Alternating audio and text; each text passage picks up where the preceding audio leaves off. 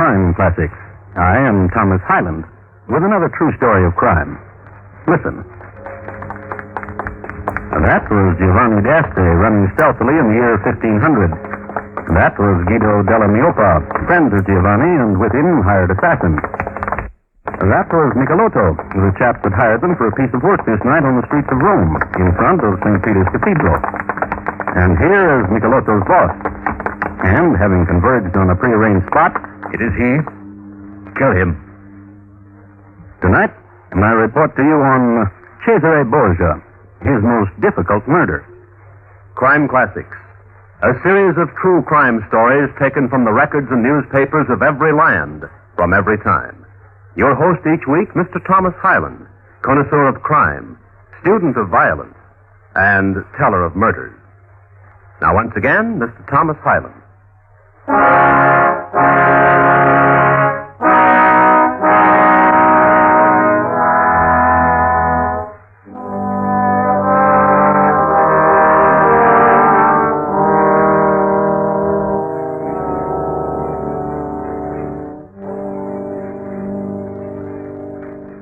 They dressed well in those days, and no wonder. They had the Duc de Valentinois to design their clothes for them. And all of us know, of course, that he was the chap who invented the Italian dart and tuck, as well as the one-finger thimble. So, a night out then in Rome. Formal garden dinner at the Borgias. Over there by the wine service, just delivered by Michelangelo, is Paolo Orsino, young noble. He's dressed in red satin and cloth of gold. The hem of his surplice is studded with rubies, and his hat is trimmed with stiff gold lace. And there is Michelotto, a close friend to Cesare, and to Cesare's sister, Lucrezia. Lucrezia, such a wonderful party. Oh, how stunning you are. Valentinois, didn't he? And the ring. It's new, isn't it? Michelangelo. See? It opens, and a cunning little needle here. Lucrezia. Michelotto, I should tell you, is garbed in a livery of crimson velvet and yellow silk.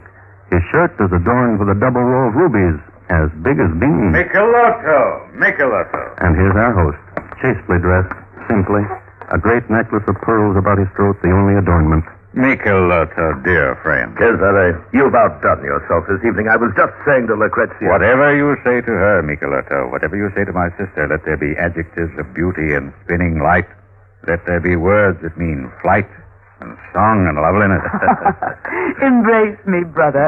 Put your warmth to my cheek, and I'll whisper to you. Yeah. Dear brother, magnificent brother. Pretty. My husband beckons me. Alfonso waves come to me. Then go to him. Go, fly to him. Michelotto. Yes. Lucrezia loves her husband, Michelotto. Yes. See how she greets him. Ardently. Michelotto. Say it. He does the world no good. I was searching for the very sentiment. And you have found it. Yes, he does the world no good. He, Alfonso, being nephew to the King of Naples, I thought he would be useful. That in this bringing together of all Italy, his marriage to my sister would help wed the warring provinces. And Alfonso has done nothing. He has done nothing. Except make love to your sister. Except that. See there? She has not released him from his greetings yet. I cannot look upon it. Listen. What? This worthless man, this Alfonso of Aragon. What of him? Aragon blood is red. Deep red, and spills nobly. Dear friend. Dear friend.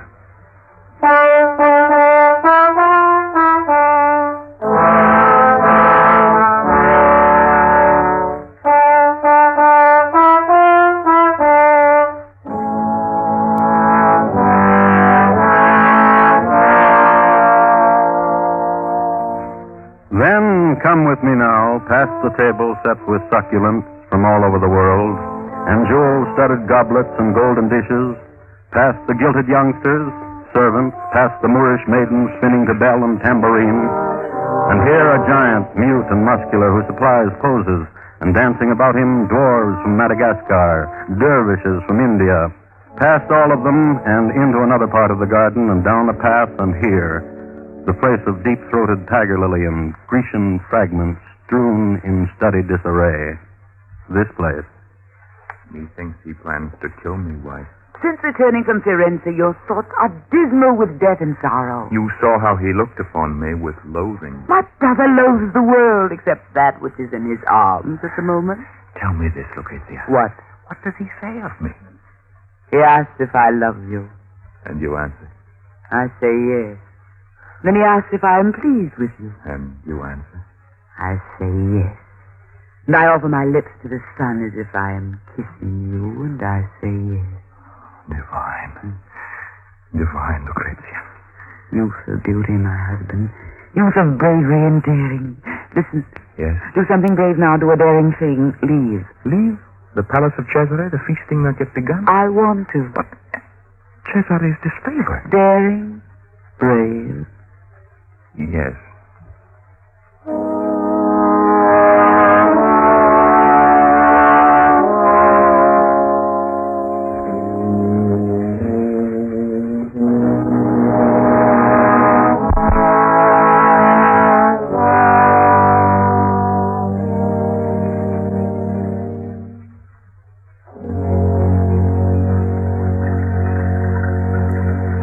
Lucrezia? Lucrezia? Oh, there you are, sister. Good morning to you. And to you, brother Cesare. Your handmaiden said you spend the morning by the fountains and that you spend it sadly. Why? Not sadness quite, but Lucrezia, yes. last night I had a spectacle prepared for you. A spectacle of fireworks and Arabian steed and a troop of Arabian maids and a magician from Samarkand. And I was not there. And you were not there, nor your husband. The moment of my present sadness started then, and I left. Tell me of it. My husband thinks you look upon him with loathing. Oh? He said to me he thinks you wish him dead. Oh. Now tell me true. You are my sister. Tell me true, Cesare. You are my sister and you love a man, therefore I cannot think evil of him. Even though he could make an alliance for you with Naples through his uncle and does not, and so Naples is still a thorn that scratches cruelly your ambition. I do not think in such a way, sister. Liar. Liar, then. So believe what you wish. Believe that your husband will live or that he will perish. Believe what you wish. Dear Cesare, Yes? do something, dear Cesare, to prove to my husband your esteem for him.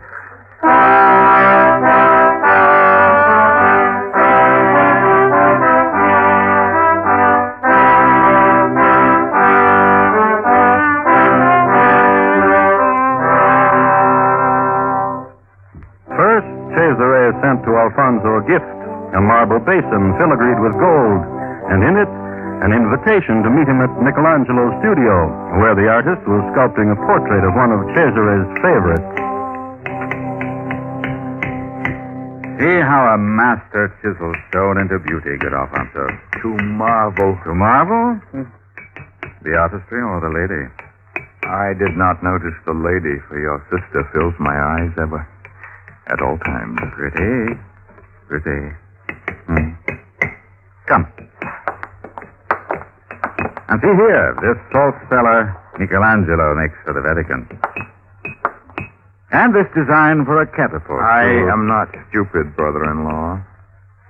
Why did you bid me here? Surely not to enjoy the artistry of Michelangelo, for all Rome knows of it and praises it. Why did you summon me here? Here among these jewels of the world, I offer you another jewel, Alfonso. My friendship. And proof of it. What proof? If you have the courage to accept it. Say on. A bullfight, then. Let us offer ourselves to that sport, to the horns of the bull, each of us in turn. And when one is in jeopardy, the other will save him. What say you, Alfonso? I say well said. Then you will do it. I will do it. Wait, then. These are better. Farewell. And Michelangelo, my farewell to you. Gold for your cold day's pleasure. Farewell.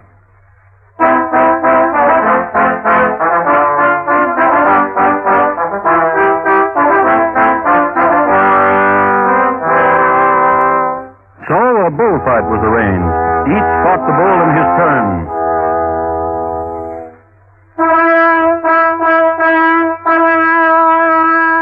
And when the bull had Cesare in a precarious position, gave the red cloak and distracted the bull, and then bravely slew the beast.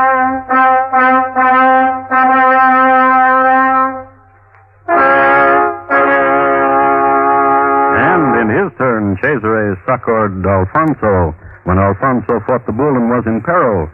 This is the way nobility proved to the world that they were fond of each other, friends to the death, buddies. I'm glad. I'm happy. I'm delighted. Friend. Friend. And now, friend of my life, dear Alfonso, a boon. Whatever. This boon. Meet with me in front of St. Peter's this evening so that I can take you to Master Giulio for a fitting. Friend of my life, I will be there. Farewell to you. And to you, my sister. Fare you well. How did it go? I asked him to meet with me in front of St. Peter's Cathedral this evening, that I would take him to Master Giulio for a fitting. What bait that is. The vain man. At 9 o'clock. Now that he trusts me, he will be there. Will you meet with me? Yes. And tell Giovanni of the poignard of the meeting? And Guido? Yes. 4 of us, then. And we will approach from 4 directions. Each of us masked so as not to be identified. You remember Francesco well, I see. Yes. Then tonight, dear friend.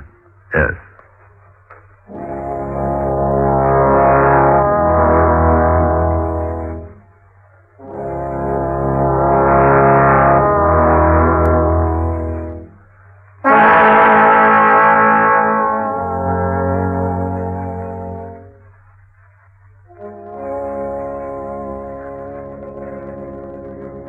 And that night, as the bell of St. Peter's was tolling 9 of the clock, from the east, Giovanni d'Este of the poignard. From the west, Guido della Miopa of the dagger. From the north, Michelotto. And from the south... It is he.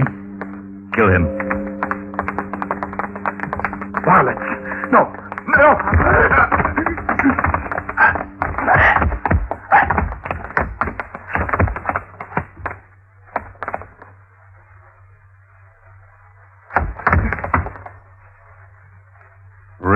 Red blood of Aragon on the pavement of Rome.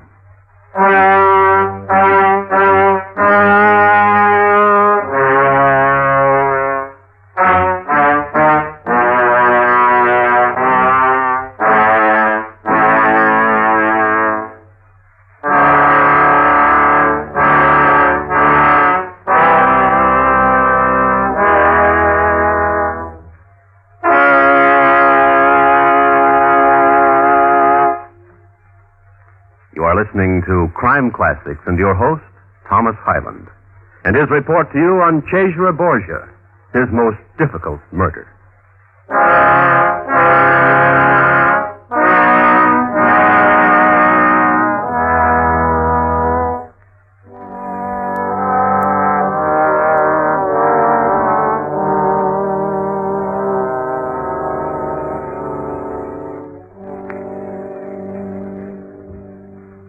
I'd like to add my 2 cents to the Renaissance.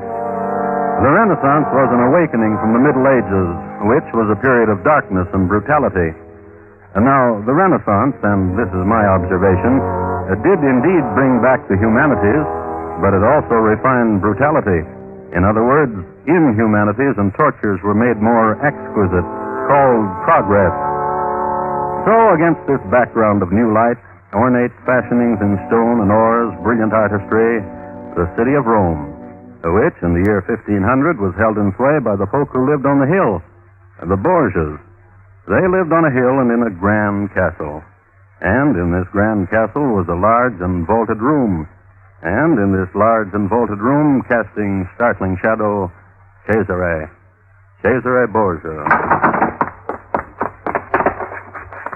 Your Excellency Cesare. Up, Paolo, and say what? Dark and terrible deed this night. Oh, darkness, what deed? From the stoop of St. Peter's, blood ran blasphemy on to murder. Murder? Of your own. Who? Husband to your sister. Oh, what cold shudder these words caused my body to hold.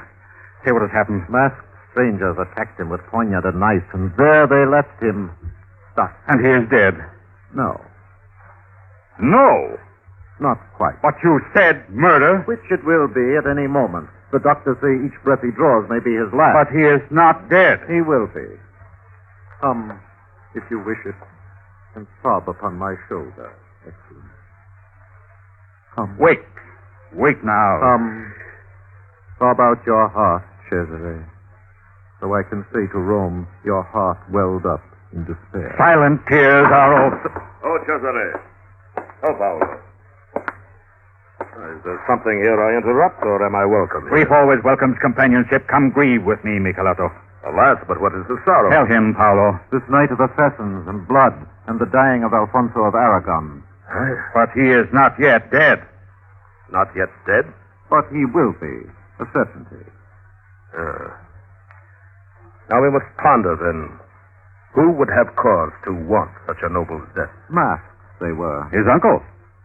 Yes. His uncle, Francesco Gazella. Yes. Yes? Francesco Gazella, brother to his mother, who once told his friends, you remember, of a dream he had, how he slew Alfonso. I remember. Oh, yes. Then wake Francesco Gazello, Paolo. Then wake the headsman. Let justice be done. Amen. Amen.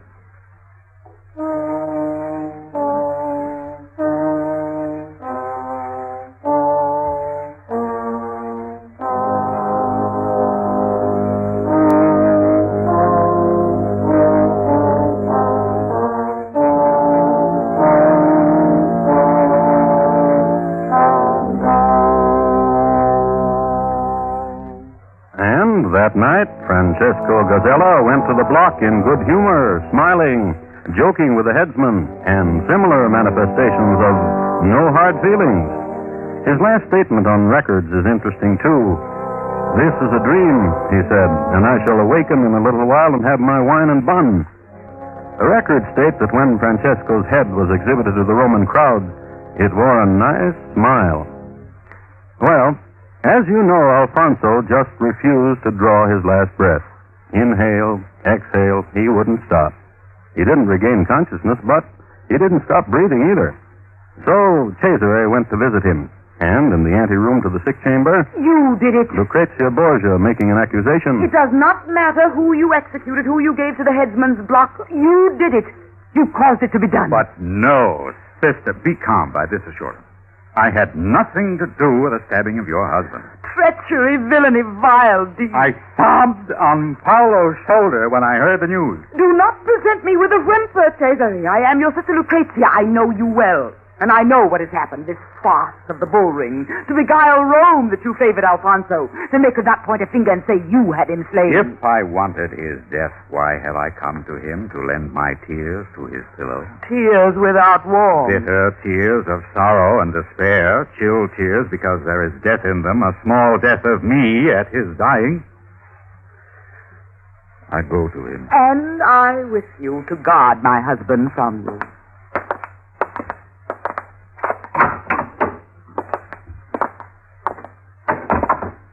Doctor, Your Excellency. how is he? Remarkable. A miracle. He should be dead, but he isn't. A miracle. Remarkable. Oh, Alfonso, dear friend, almost brother to me. As you will take your place in heaven now, smile then because you are revenged. Vile man of an uncle slew you. And what reason could he have had, Alfonso? Gentle Alfonso, sweet and brave man, to have struck you down. I have been stricken too, for you are beloved of fair Lucrezia, as I am beloved by her. Therefore we share a sainted place. And when you will go, I will live loneliness. Had you lived longer, sweet friend, what marriage we would have been. What harmony. Brother. Take me from this place. You weep true tears, warm tears. Take me from this place. Yes.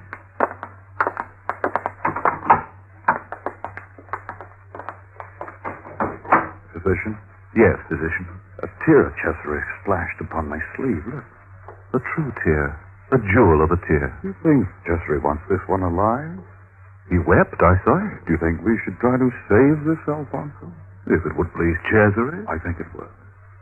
We pass the potion, physician, and a flagon of ointment from Caucasia. And what of the pearls dissolved in Vecchio wine? Good. And the crushed scorpion? Good. You apply then, physician, and I will recite the phrases I learned in the cartoon. I want you to.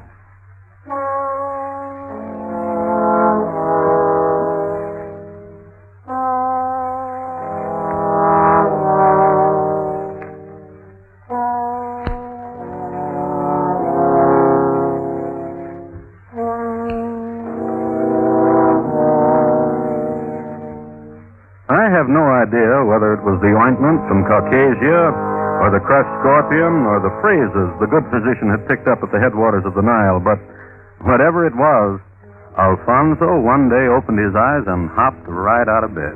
A miracle. Remarkable. How do you feel? I am alive again.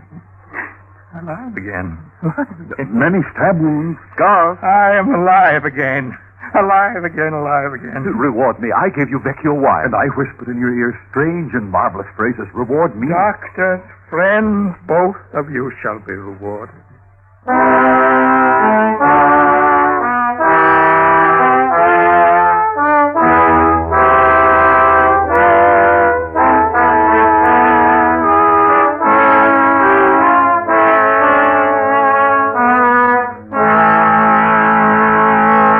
I do not know what magic they used, the physician. To the block with them, both of them. Yes, Your Excellency. Wait. Yes.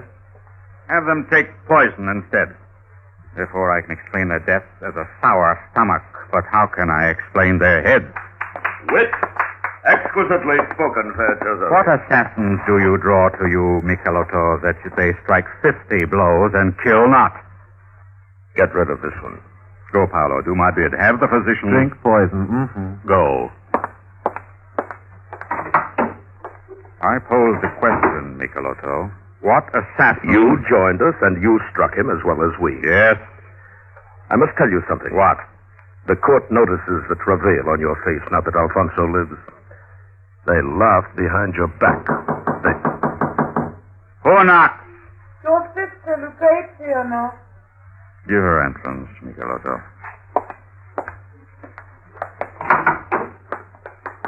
What do you want, sister? Your frown is as deep as mine. What do you want? To tell you that I am weary. Weary. Of pretense of Alfonso. He is well again. You should exult. He is a dodderer and a fool and weakling. Now a puny babe to be tended. I am weary of it. Oh? I love him no more. Come to me, sister. Weep upon my shoulder for your lost love. Yes. Always to you. Yes. Should I go away, Cesare? There are scholars in Pisa to regale you for a month, sister. Go there. So that I need not see it done nor hear of it too long. Go. Then come back to me, renewed. Gentle sister. Brother, Gentle Lucrezia. gentle Michelotto.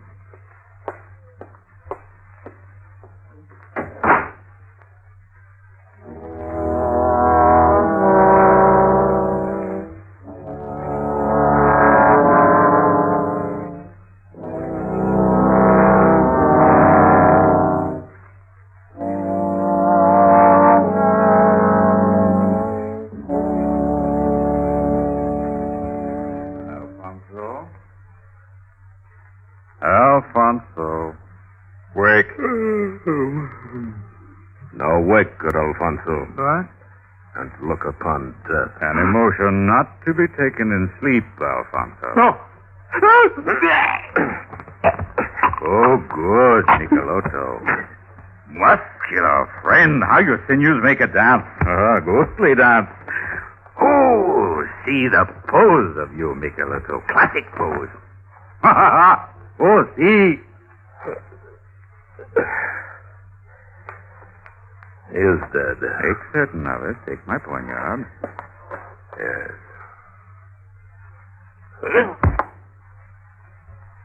It is a knight's deed, and it is done.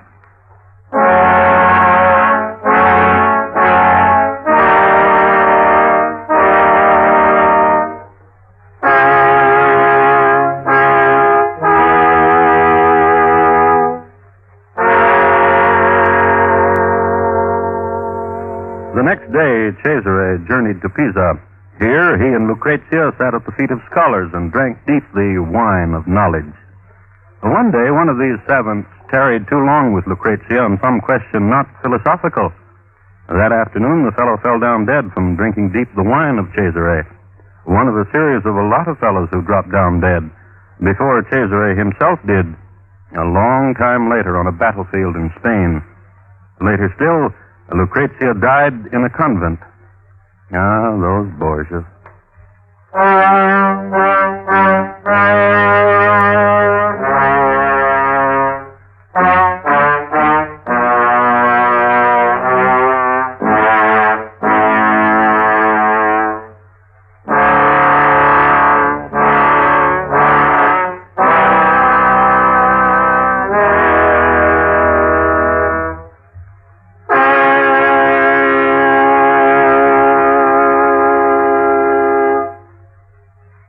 In just a moment, Thomas Hyland will tell you about next week's crime classic.